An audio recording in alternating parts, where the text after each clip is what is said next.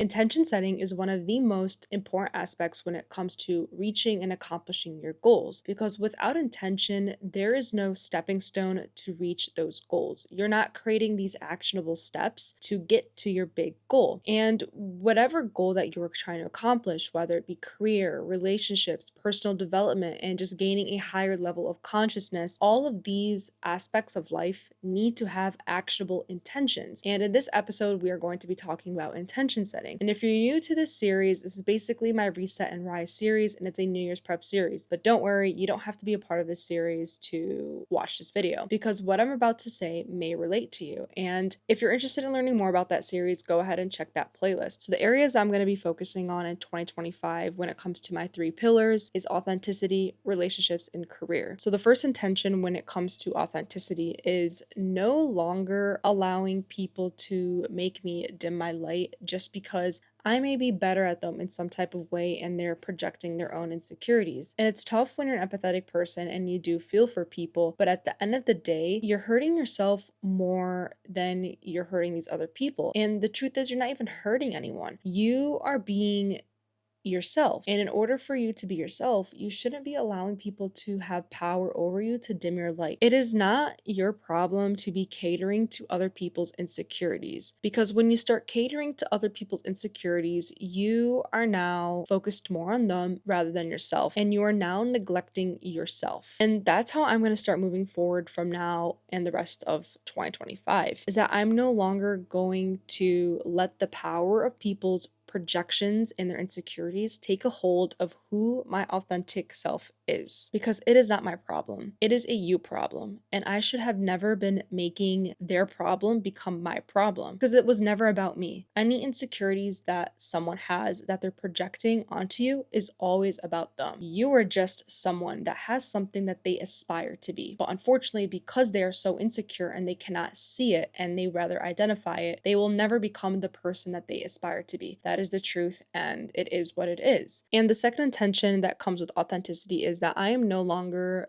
going to be surrounding myself with people who make me feel like I have to filter myself and who make me feel like I cannot be myself. And it has come to a point in my life where I felt like I was playing so many different roles for people and performing for people.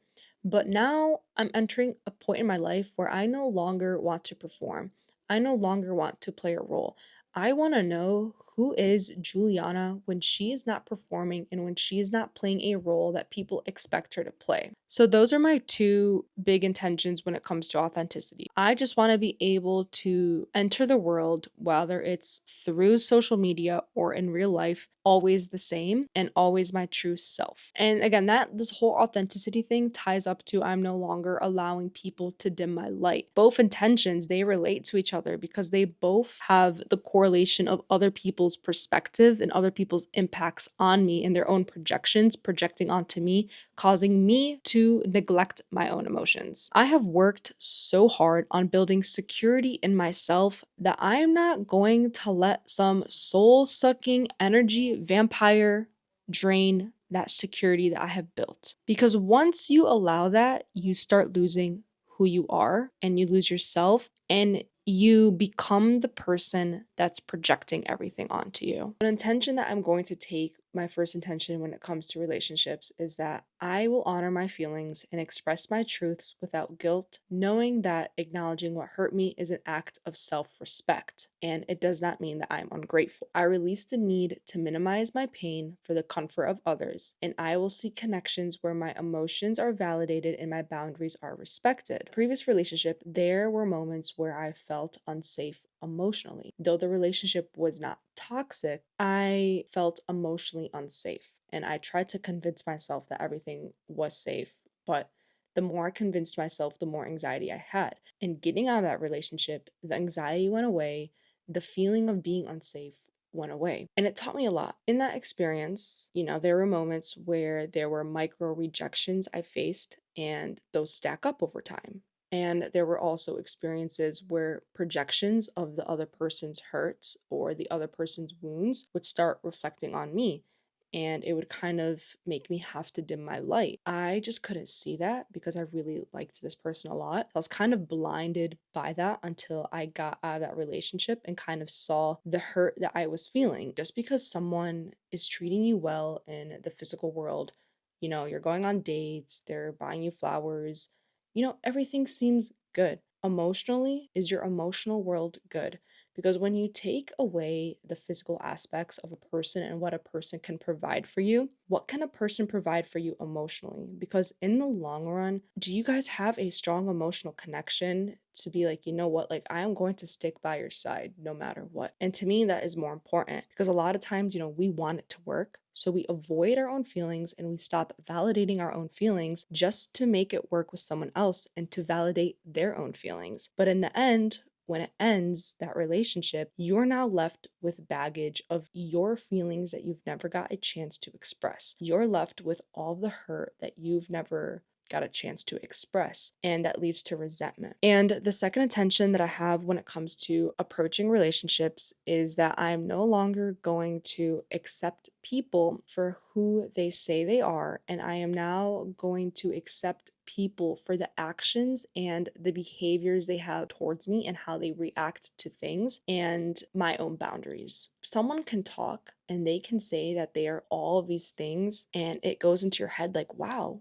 this person feels like the perfect person for me. But when they take that mask off and they fail to be the person that you need, you get confused and their true color shows. How are you this one person in the beginning? 3-4 months later, you're completely different and you're not the partner that I thought you were. And so I am no longer going to enter relationships believing words. What is going to allow me to know that if this is a good relationship is the way my emotions are with a person. If I am expressing hurt, how is this person reacting? Are they dismissing it? Are they fake validating it? Are they making it about them? Or are they respecting me? And are they dropping their ego and their pride? And are they saying, you know what? Yes, I was wrong and I need to respect your boundaries. So, how can I better understand you? That is going to be the true indicator whether or not this person is who they say they are. It's the way that they're going to behave around me. And another thing, too, a lot of people will say, you have to believe someone's actions. But what happens when someone's actions, they're taking you on dates, they're acting like they like you, and everything is going good, but they are indecisive? What do you do in that situation? Do you stay because they're showing you that they have interest, or do you listen to their words because they're saying I'm indecisive? But the moment that someone is indecisive about me, I don't care if you've been taking me on dates. I don't care if you've been spoiling me. I don't care if you've been calling me and texting me. If you don't know where I am placed into your life, I am going to remove myself. And the way I'm going to approach it is that, you seem indecisive. And because you're indecisive, I'm going to have to leave the situation. And I get it, you like me a lot, but unfortunately, you're not taking any initiative to make a decision on where I am placed in your life. And I am not a placeholder, so I'm going to leave. And the way I'm going to approach this too is that when I meet someone, if they are not the person that I need them to be right now, I cannot continue anything with that person. I need to be with someone who is someone that I already need.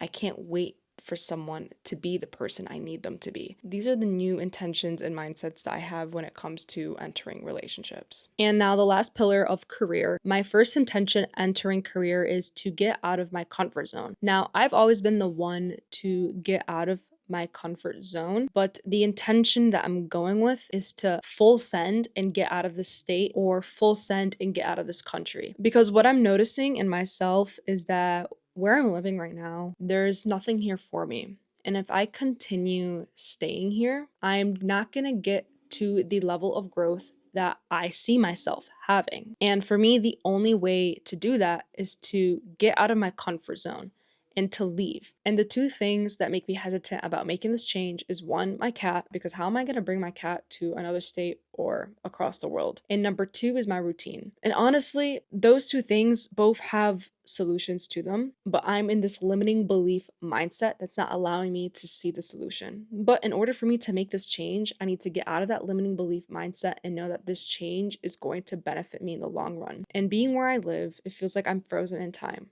as I'm aging, it feels like I'm experiencing less because I'm been in this place for such a long time. What else is there to experience here? My era of living where I live right now is over. And the only type of growth that I'm able to make is by reflection. I can reflect so much and grow off that reflection. But what happens when there's nothing else to reflect? You need to go and live life and experience, which is why I am trying to get out of here and I need to let go of this limiting belief. And the second intention comes with content creation. And I intend to stick with content creation. Even if I may not get the results that I want, I intend to spend a full year dedicated to content creation and grow from it. And by growth, I don't mean like, getting the followers, getting subscribers, all of that stuff. The growth that I mean is growth in my public speaking skills, growth in the way that I communicate to my audience. Because doing content creation, you do gain so many skills. I mean, I've been doing this consistently now since May, and I've gained so many skills that I've been carrying on with me. And every day I gain more and more. And I'm learning a lot about myself too, and how to communicate better when it comes to creating content and how I want to show up to the world. Other than that, those are my 3 pillars and the intentions that I have for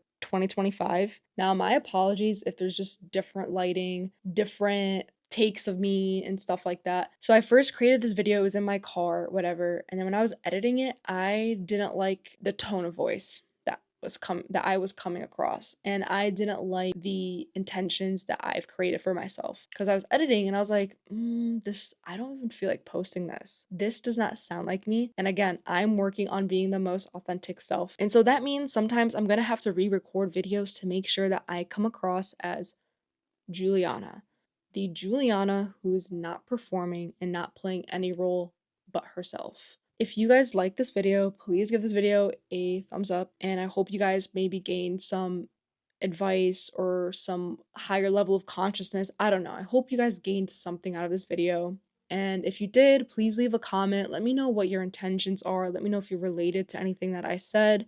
And if you like my vibe and you just like the type of content that I'm putting out, I would really appreciate it if you subscribed. And again, if you're interested in taking a part of this New Year's prep series, I will have the playlist linked in the description. Other than that, I will see you guys in the next video.